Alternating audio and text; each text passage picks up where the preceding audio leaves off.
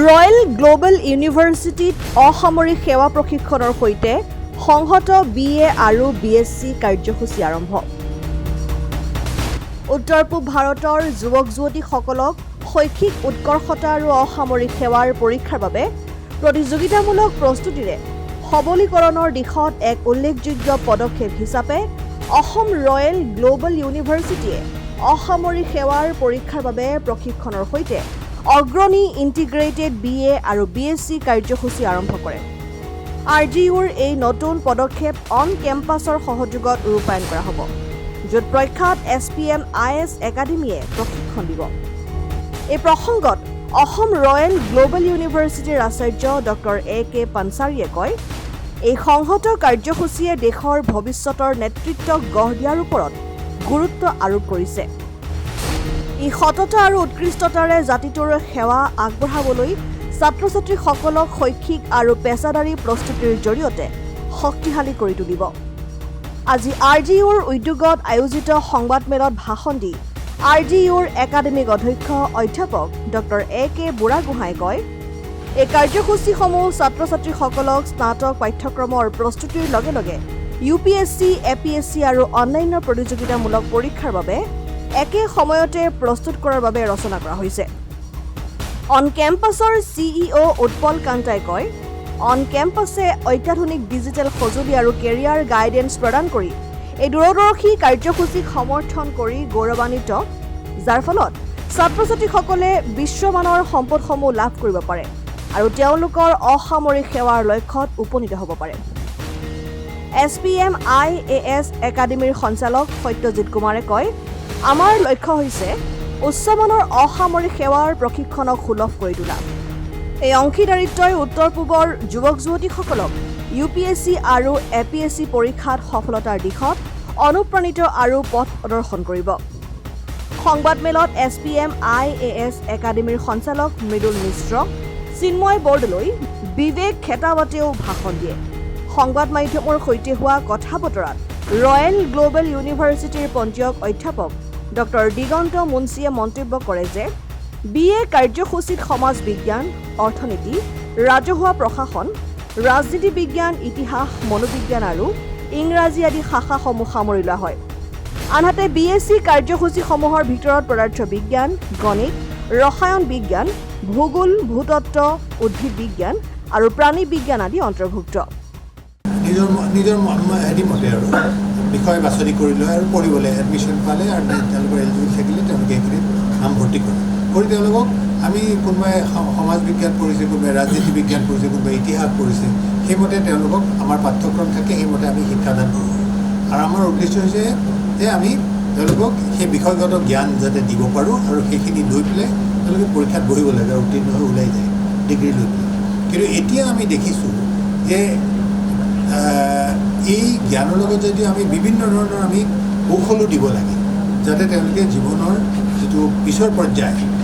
য'ত জীৱিকাৰ কথা আহে তেওঁলোকে সফল হয়। এতিয়া এটা কৌশলগত দিশ আছে জ্ঞানৰ লগত জ্ঞান দিয়াৰ লগে লগে যে আমাৰ যিবোৰ চিভিল ছাৰ্ভিচৰ যিবোৰ পৰীক্ষা হয়, ইউনিয়ন পাব্লিক ছাৰ্ভিচ কমিশ্যনে দিল্লীত সৰ্বভাৰতীয়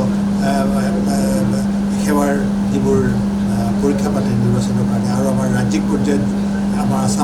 অসম পাব্লিক ছাৰ্ভিচ কমিশ্যনে যিবোৰ পৰীক্ষা পাতে, সেইবিলাকত কি হয়, ল'ৰা ছোৱালীবিলাকৰ মিনিমাম অৰ্হতাটো হয় গ্ৰেজুৱেশ্যন, নিম্নতম অৰ্হতা হয় শিক্ষাগত কিন্তু সেই অৰ্হতা থকা স্বত্বেও হাজাৰ হাজাৰ ল'ৰা ছোৱালীয়ে এই পৰীক্ষাত অৱতীৰ্ণ হ'লেও তেওঁলোক সফল নহয়। সফল নোহোৱাৰ মূল কথাটোৱে হ'ল তেখেতসকলৰ মেধা জ্ঞান সকলো থকা স্বত্বেও এই সাফল্য নাপায়, কাৰণ এই পৰীক্ষাবিলাকত অৱতীৰ্ণ হ'বৰ কাৰণে যি এটা বিশেষ ধৰণৰ এটা কৌশল লাগে, সেই কৌশলটো তেখেতসকলক দিয়া নহয়, তেওঁলোকক জ্ঞান দিয়া হয়, কৌশলটো দিয়া নহয়। এতিয়া আমি ঠিক কৰিছোঁ যে আমি SPMৰ লগত আমি যুটীয়াভাৱে লগ লাগি পেলাই আমি এনেকুৱা কিছুমান স্নাতক তৈয়াৰ কৰোঁ যে তেওঁলোকে স্নাতক পৰ্যায়ত যিবোৰ বিষয় বাছনি কৰি লৈ পঢ়িবলৈ, সেইবিলাকৰ সেই পাঠ্যক্ৰম শেষ কৰিলেও পৰীক্ষা দিব লাগিব ডিগ্ৰী পাবৰ কাৰণে। কিন্তু আমি তেখেতসকলে ইতিমধ্যে কৈছে যে ডিগ্ৰী পাছ কৰিবৰ কাৰণে যি ধৰণে তেওঁলোকে পৰীক্ষা দিয়ে, লিখে, প্ৰশ্নৰ উত্তৰ দিয়ে অসামৰিক সেৱাৰ পৰীক্ষা দিবৰ কাৰণে সেই ধৰণে তেওঁলোকৰ উত্তৰ লিখিলে নহ'ব তেওঁলোকৰ এটা বিশেষ ধৰণৰ আৰু সেই বিশেষ ধৰণৰ লিখাৰ পদ্ধতি যিটো দি থাকে তাৰ ওপৰতে তেওঁলোকৰ যিটো বিশ্লেষাত্মক যিটো তেওঁলোকৰ এনালিটিকেল মাইণ্ড তেওঁলোকৰ যিটো ইনচাইচিভ মাইণ্ড থাকে সেইখিনি গম পাই যায় প্ৰতিফলিত হয় সেইখিনি তেখেতসকলে আমাৰ লগত যুটিভাৱে পাঠদান কৰোঁতে দিব গতিকে আমি ইতিমধ্যে যথেষ্টখিনি আমাৰ ইয়াৰ পিছত এই কাৰ্যক্ৰম এই আৰ্হিটো আগবঢ়োৱাৰ আগতে 2025 পৰা আমি এই ইণ্টিগ্ৰেটেড প্ৰগ্ৰেম বুলি কৈছোঁ সংযোগী প্ৰগ্ৰেম হ'ব ইণ্টিগ্ৰেটেড BA BSCৰ লগত আমাৰ কেইটা 14টা বিষয়ৰ লগতে 15টা আমাৰ স্নাতক পৰ্যায়ৰ কলা আৰু বিজ্ঞান শাখাৰ বিভিন্ন প্ৰগ্ৰেমৰ লগত এই চিভিল ছাৰ্ভিচ পৰীক্ষা কেনেকৈ সাজু হ'ব পাৰি সেই বিষয়ে বিশেষভাৱে তেখেতসকলক আমি প্ৰশিক্ষণ দিম বিশেষভাৱে প্ৰশিক্ষণ যাব এইটো এটা কৌশলগত প্ৰশিক্ষণ SPM coming into inception, we have developed expertise in guiding students how to clear civil services exam. But very often we find a challenge in developing complete knowledge of a particular subject inside a student because time is very less. They come to us after completing their graduation or sometimes most of them come even after masters. So time is very less. We have to develop them within a year or two. But with this collaboration, we expect that the immense amount of knowledge the faculty team of Royal Global University is having, they will be developing the substance or content part within the student. For example, let us take a student who is pursuing political science as undergraduate course. So that student will study political science for 4 years under such a knowledgeable pool of faculties, and they will train that student in political science. He or she will have great amount of knowledge, and now our job will be quite limited one. We'll have to direct the student, we have to channelize their knowledge in the right direction because civil services exam and the way questions are asked there is slightly different from the way university papers are set. In civil services exam, strategy, time management, writing answer in very precise manner becomes very important. And over a period of time, while working with so many students, we have also, I can humbly say, helped many students in achieving their dreams as well to get into services. So we have developed a little bit of expertise that how to help students, and when they are having the right amount of knowledge that they will get from Royal Global University, then our job would be very easy, I would say rather, to channelize and sculpt them in the right direction. And that is how we believe that this collaboration can be instrumental, can be has huge potential, and it will yield a desired result for the students of Assam. And right now, I think it's a desire or dream, I would say, for entire state, right from the topmost person. Even I believe our honorable CM sir also must be willing that more and more number of students will get into the civil services at union level from our state. So we just hope that we would be able to fulfill the dream of all the people from Assam. Not only the Assam, the entire Northeastern Entire states. Northeast. ইমান বছৰে SPM IS একাডেমীয়ে civil ছাৰ্ভিচৰ coaching দি আহিছে আৰু প্ৰায়ে আমি দেখিবলৈ পাওঁ যে ছাত্ৰ ছাত্ৰীসকলে গ্ৰেজুৱেশ্যনৰ পিছত তেওঁলোক প্ৰশিক্ষণৰ কাৰণে আহে কোচিঙৰ কাৰণে আহে আৰু প্ৰায়ে তেওঁলোকৰ পৰা সেইটো এটা ইচ্ছা দেখিবলৈ পোৱা যায় যে তেওঁলোকে যদি অলপমান আগতে গম পালে হয় তেওঁলোকে যদি পঢ়ি থকা সময়তে তেওঁলোকে যদি ষ্ট্ৰেটেজিবিলাক জানিলে হয় সেইখিনি সময়ত যদি তেওঁলোকে সদ ব্যৱহাৰ কৰিলে হয় তেনেহ'লে হয়তো গ্ৰেজুৱেশ্যনৰ পিছত 2-3 বছৰ তেওঁলোকে দিব নালাগিলে হয় আৰু এটা কথা প্ৰায় দেখা যায় যে যিবিলাক বিষয় আমি এই পৰীক্ষাটোৰ প্ৰস্তুতিৰ সময়ত আমি পঢ়াওঁ সেই বিষয়সমূহ ছাত্ৰ ছাত্ৰীসকলে গ্ৰেজুৱেশ্যনৰ সময়তো পঢ়ে কিন্তু পঢ়াৰ পদ্ধতিটো সম্পূৰ্ণ বেলেগ হৈ যায় তেওঁলোকে গ্ৰেজুৱেশ্যনত সেই একেই হিষ্ট্ৰী পলিটি জিঅ'গ্ৰাফি সেই বিষয়বিলাক যদিও পঢ়ে কিন্তু কলেজৰ পৰীক্ষাৰ কাৰণে পঢ়াৰ পদ্ধতি বেলেগ উত্তৰ লিখাৰ পদ্ধতি বেলেগ আৰু চিভিল ছাৰ্ভিচৰ কাৰণে সেই পদ্ধতিটো বেলেগ হয় তেওঁলোকৰ যিহেতু আগৰ পৰাই উদ্দেশ্য চিভিল ছাৰ্ভিচৰ এক্সাম দিয়াটোৱেই হয় তেনে ক্ষেত্ৰত তেওঁলোকে যদি সেই কলেজত সেই বিষয়সমূহ পঢ়ি থকা সময়তে চিভিল ছাৰ্ভিচৰ এক্সামটোৰ প্ৰতি লক্ষ্য ৰাখি যদি উত্তৰ লিখিবলৈ শিকে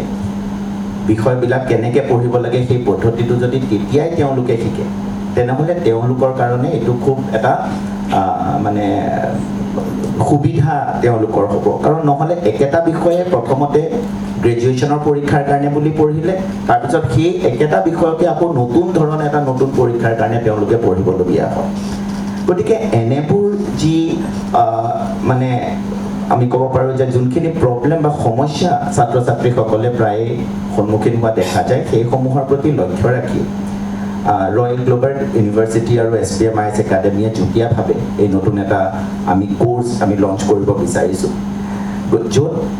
ছাত্ৰ ছাত্ৰীসকলে সেই ডিগ্ৰীৰ সময়ৰে পৰাই